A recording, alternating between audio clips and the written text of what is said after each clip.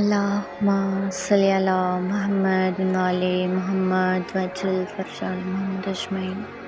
بسم اللہ الرحمن الرحیم۔ السلام علیکم۔ آیت نمبر 10۔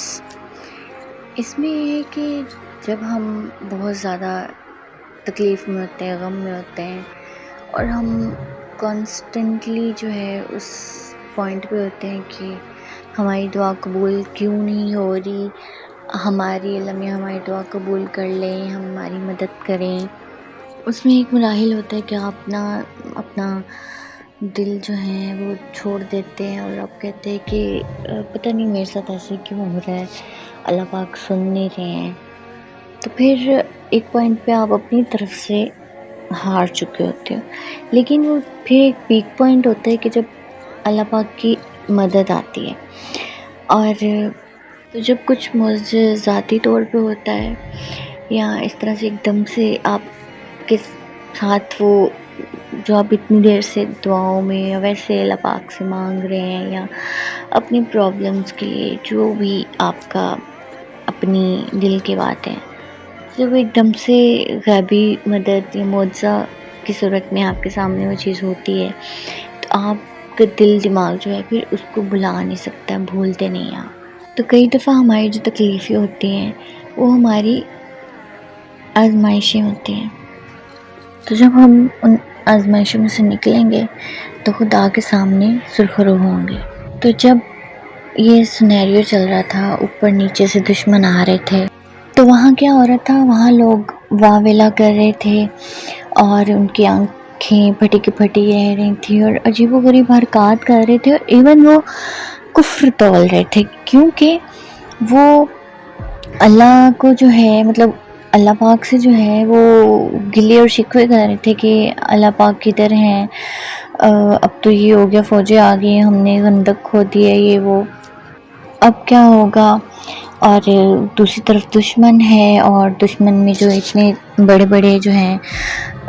دیو ہیکل ٹائپ لوگ ہیں، اتنے بڑے بڑے دشمن لڑاکو عمر اپنے عبد جیسے، تو اب ہمارا کیا بنے گا، اللہ کہاں ہے، اس طرح کی باتیں کرنا شروع ہو گئے۔ تو اسی بات سے اگر ہم آج کے دور سے ریلیٹ کریں تو آج بھی کہیں پہ کسی کی ڈیتھ ہو جاتی ہے یا ایک دم سے آپ کو کوئی صدمہ مل جاتا ہے جس کا آپ نے سوچا بھی نہیں ہوتا، لیکن آپ اپنے ہوش و حواس کھو بیٹھتے ہیں اور آپ کو نہیں پتا آپ اس ٹائم کیا کہہ رہے ہوتے ہیں۔ تو اکثر بیشتر جو ہے لوگوں کے جنازوں پہ بھی یہ کہا جاتا ہے کہ میرے ساتھ ایسا کیوں ہونا تھا، میرے ساتھ ہی ایسا کیوں ہوا، یا بہت ساری باتیں جو ہیں لوگ کہہ جاتے ہیں جو کہ کفر کے زمرے میں آتی ہیں۔ تو یہ ہم انسانوں پہ ایک قسم کا امتحان ہوتا ہے خدا کی طرف سے کہ ہم ایک طرف بہت نمازی پرہیزی اور مطلب ہم خود کو سمجھتے ہیں کہ ہم پرفیکٹ ہیں اور اللہ نے جو ہمیں حکم دیا ہے تو ہم اس راہ پہ چل رہے ہیں، یا ہم اللہ کو بہت مانتے ہیں، بہت سنتے ہیں، ان کی راہ پہ ہی پرفیکشن کے ساتھ چلتے ہیں، لیکن وہیں دنیا میں ہمارے ساتھ کوئی امتحان، ہمارے سامنے امتحان آتا ہے اللہ پاک کی طرف سے، تو ہم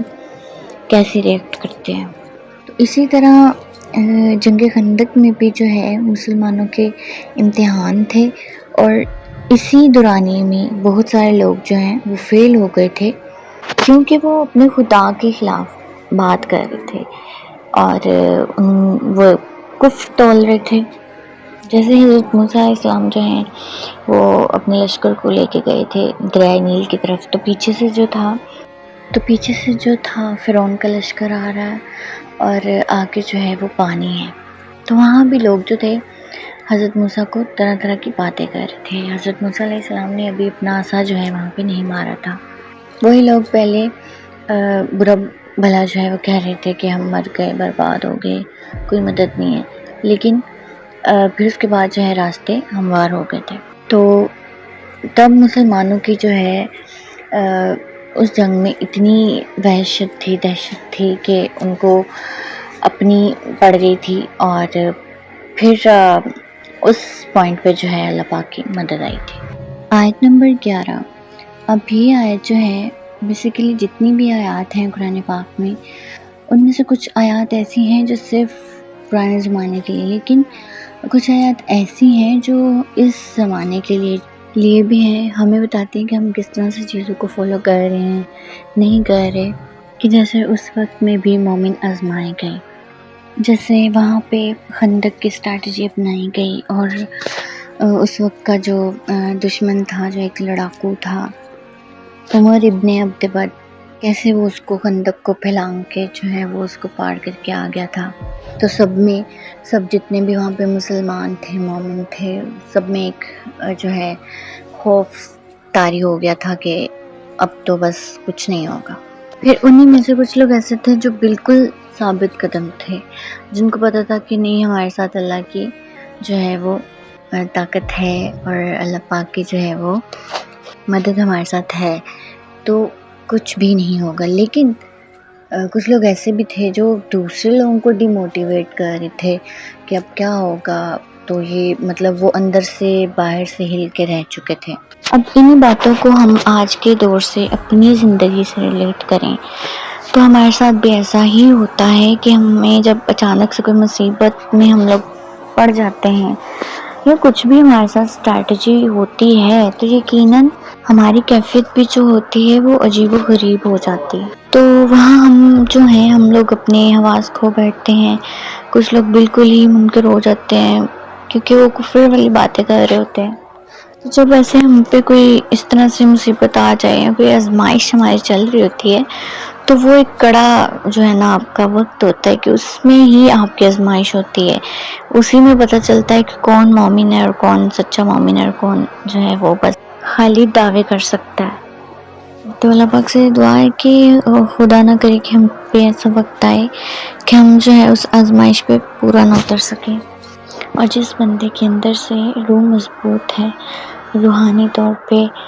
وہ اپنی چیزوں کو، اپنے معاملات کو، اپنی مشکلات کو جو ہے اچھے سے لے کے چل سکتا ہے، ورنہ جس شخص کی روح کمزور ہے، وہ اپنے معاملات کو اس طرح سے مضبوطی سے نہیں لے کے چل سکتا۔